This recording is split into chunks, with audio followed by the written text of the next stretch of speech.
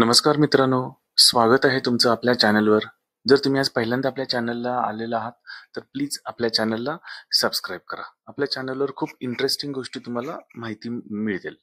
आज आपण तुम्हाला एक गोष्ट विचारतोय, की आपण सगळेच घरी कांदा चिरताना तुम्ही सर्वांनी कांदा चिरला असेलच, तर कांदा चिरताना आपल्या डोळ्यात पाणी का बरं येतं? तुम्हाला माहिती आहे का याबद्दल? चला आपण या व्हिडिओमध्ये त्याची माहिती करून घेऊया. व्हिडिओ पाहण्यासाठी सबस्क्राईब बटनवर क्लिक करा आणि व्हिडिओला लाईक करा जर तुम्हाला आवडला तर. तर कांदा चिरतो ना आपण, त्यावेळी काय होतं माहिती आहे का? ज्यावेळी आपण कांदा चिरायला सुरुवात करतो, त्यावेळी कांद्याच्या ज्या पेशी असतात त्या फुटतात. आपण सुरी त्याच्यावर चालवल्यामुळे.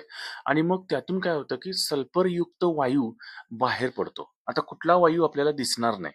सल्फरयुक्त वायू सुद्धा आपल्याला दिसत नाहीये. त्यामुळे सल्फरयुक्त वायू तो बाहेर पडतो आणि हा जो वायू असतो, हा डोळ्यातील जे पाणी असतं आपलं, डोळ्यातील पाण्याशी मिसळून सल्फ्युरिक ॲसिड तयार होतं.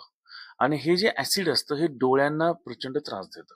आणि मग त्यामुळे काय होतं, की त्यामुळे हे जे डोळे असतात ना, हे त्याचं स्वतःचं संरक्षण करायची एक सिस्टीम असते.